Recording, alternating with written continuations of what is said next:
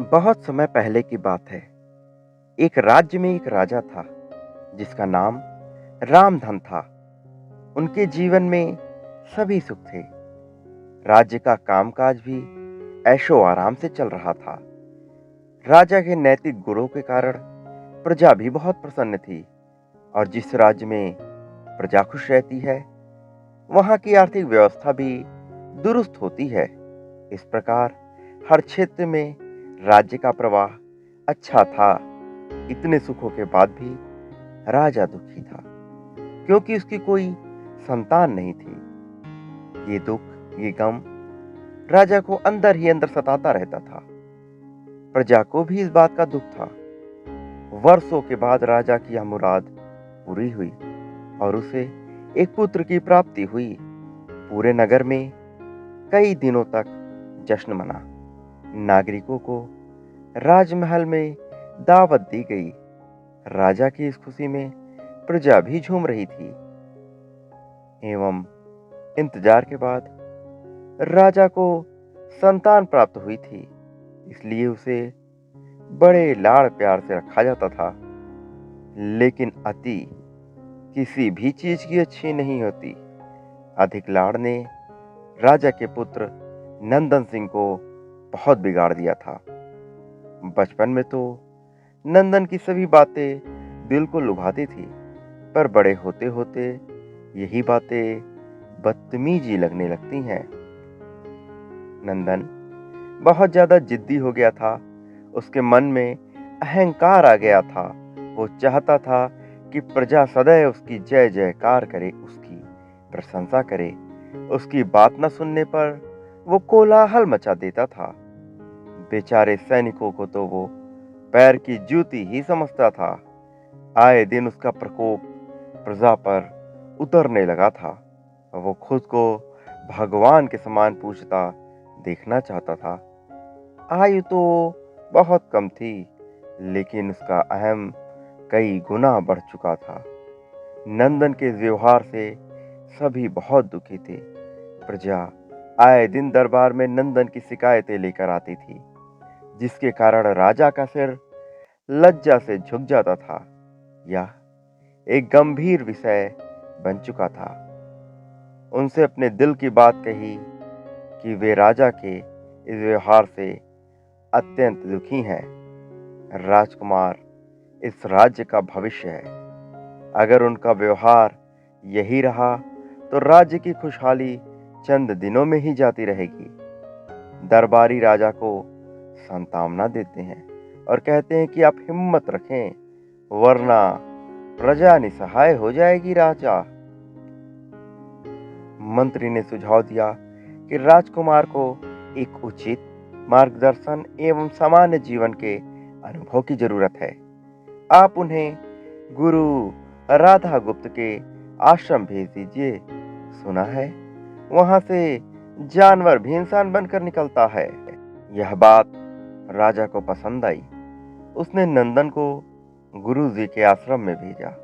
अगले दिन राजा अपने पुत्र के साथ गुरु जी के आश्रम पहुंचे।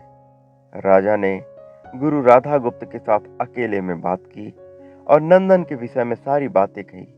गुरुजी ने राजा को आश्वस्त किया कि वे जब अपने पुत्र से मिलेंगे तब उन्हें गर्व महसूस होगा। गुरुजी के ऐसे शब्द सुनकर राजा को शांति महसूस हुई।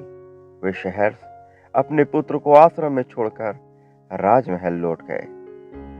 अगले दिन गुरुजी के चेले ने नंदन से कहा कि तुम्हें भिक्षा मांगने जाना चाहिए।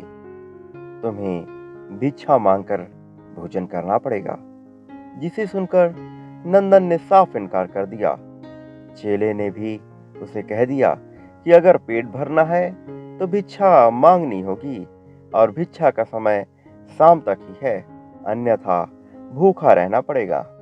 नंदन ने अपनी अकड़ में चेले की बात नहीं मानी और शाम होते होते उसे भूख लगने लगी, लेकिन उसे खाने को नहीं मिला। दूसरे दिन उसने भिक्षा मांगना शुरू किया। शुरुआत में उसके बोल के कारण उसे कोई भिक्षा नहीं देता था, लेकिन गुरुकुल में सभी के साथ बैठने पर उसे आधा पेट भोजन मिल जाता था। धीरे धीरे उसे मीठे बोल का महत्व समझ आने लगा और करीब 1 महीने बाद नंदन को भरपेट भोजन मिला, जिसके बाद उसके व्यवहार में बहुत से परिवर्तन आए। इसी तरह गुरुकुल के सभी नियमों ने राजकुमार में बहुत से परिवर्तन किए, जिसे राधा गुप्त जी भी समझ रहे थे।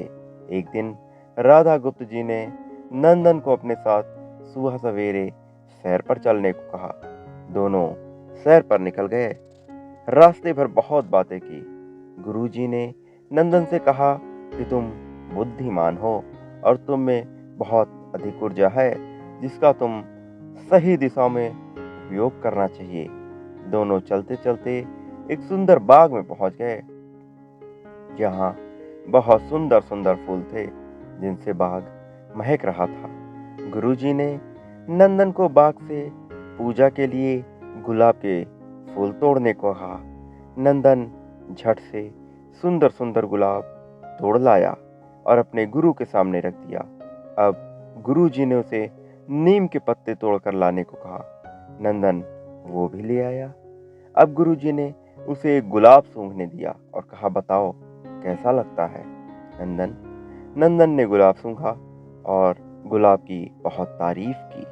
फिर गुरुजी ने उसे नीम के पत्ते चखकर उसके बारे में कहने को कहा।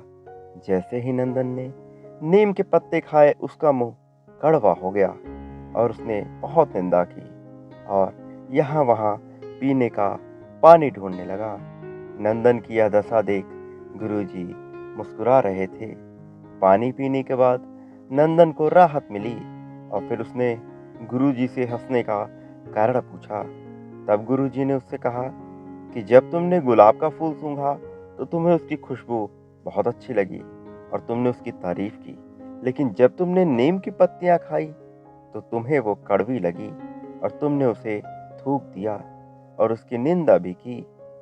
गुरुजी से नंदन को समझ में आया कि जिस प्रकार तुम्हें जो अच्छा लगता है तुम उसकी तारीफ करते हो, उसी प्रकार प्रजा भी जिसमें गुण होते हैं उसकी प्रशंसा करती है।